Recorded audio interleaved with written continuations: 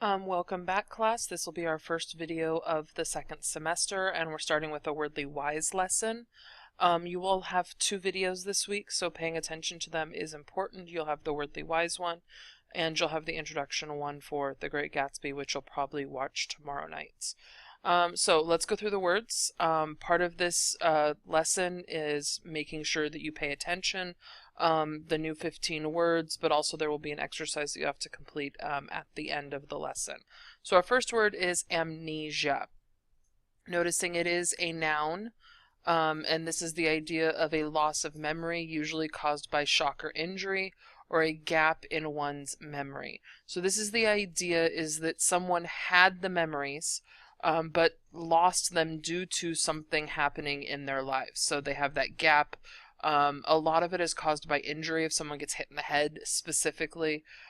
So it actually causes sometimes the amnesia goes away, sometimes it is rather permanent.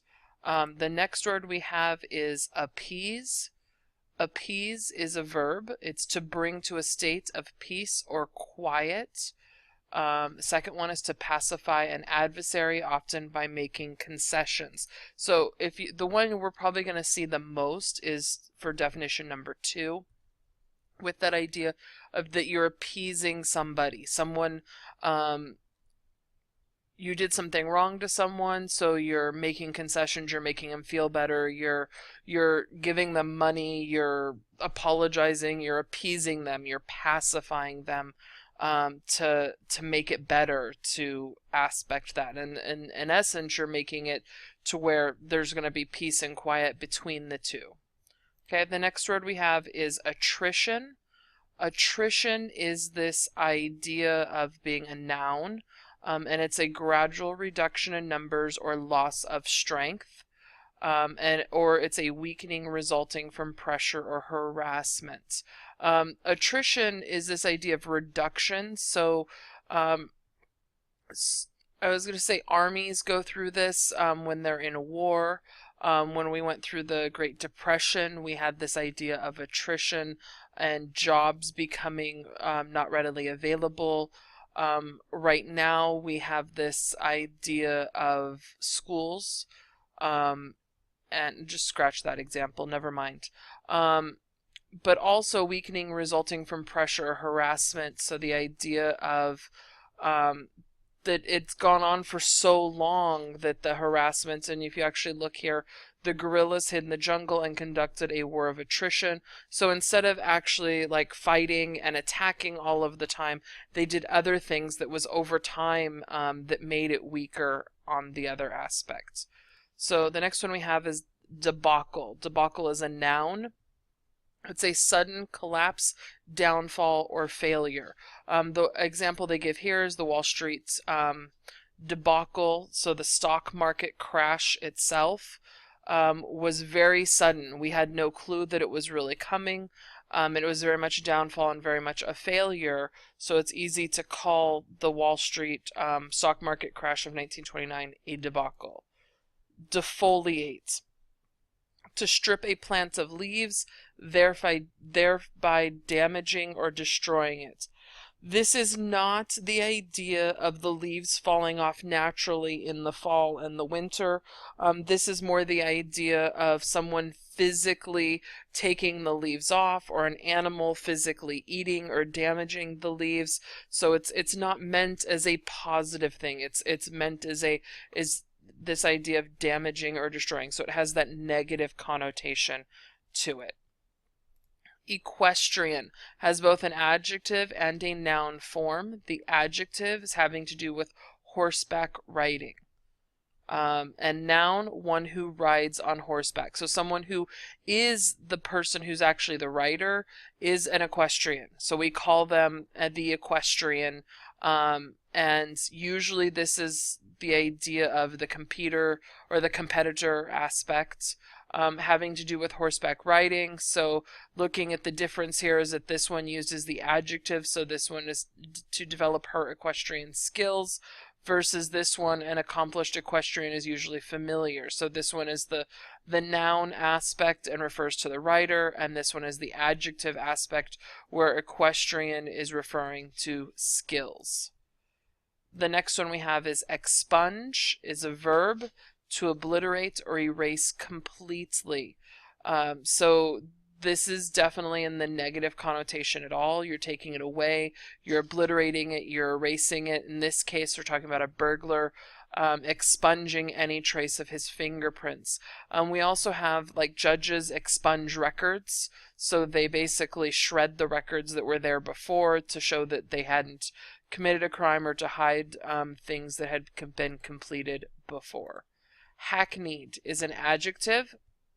It's commonplace, trite, lacking force or significance because of overuse. So all of those little phrases that you use, like LOL or YOLO, those are trite, they're commonplace. So they're what we would consider overused. So they're hackneyed.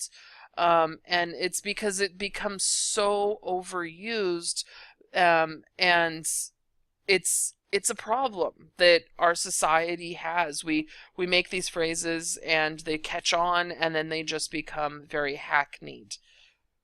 Opprobrium is a noun. It's scornful treatment or contempt, especially as a result of disgraceful behavior.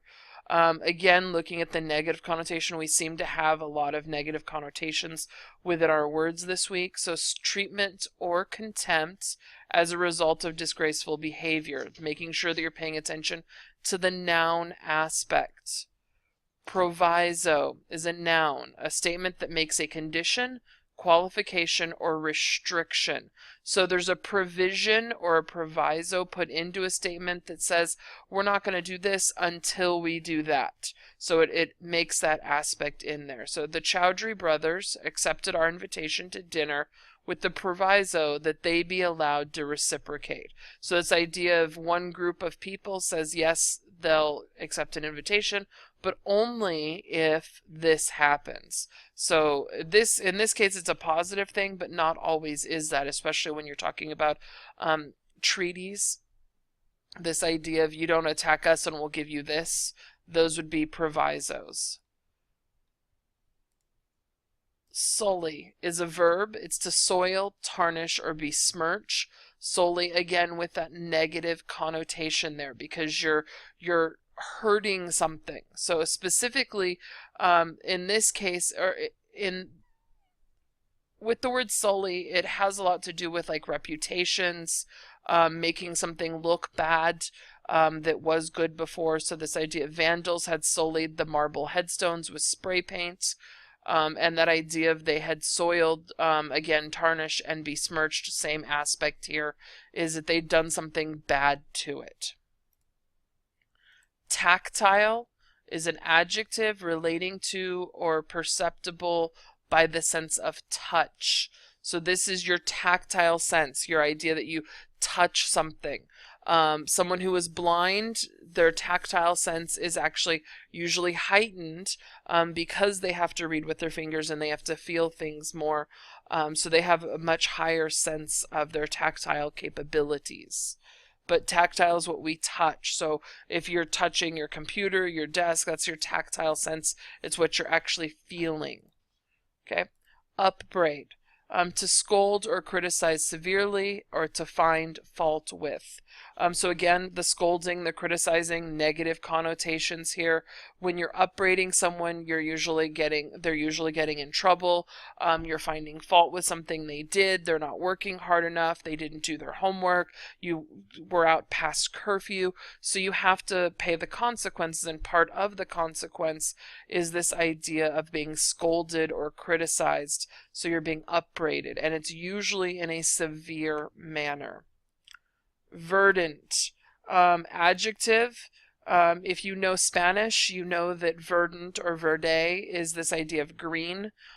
So it fits here within the English version itself as well. Green with vegetation, covered with green plants. Noticing the word green fits in here. But it definitely has to do with the idea of not just the color green, but the idea of the plants and the vegetation aspect. So you can't just say something's verdant. You have to specifically refer to plants aspect.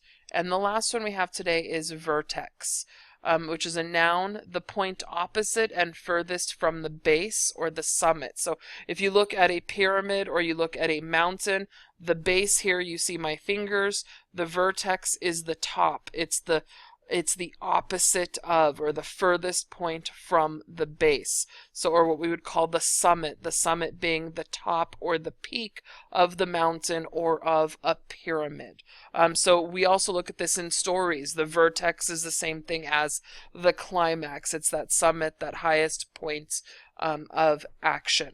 Okay, your homework tonight is to do Wordly Wise 10A and B. If you want to do C and D for gold, you can. We will not be doing E this week, but just so you are warned in advance, there will be a Wordly Wise 10 quiz on Thursday. This week is a little bit short in the essence that since I am not here on Friday, instead of having the quiz on Friday, we're having it on Thursday instead. So keeping that in mind in your preparations for the week is important. Have a good day, and I'll see you in class tomorrow.